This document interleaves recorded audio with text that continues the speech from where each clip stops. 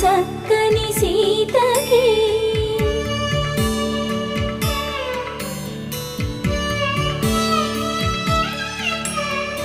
ఎర్ర జాబిలి చేయి రాముడేడని అడుగుతుంటే చూడలేదని పెదవి చెప్పే చెప్పలేమని కనులు చెప్పే నల్ల పూసైన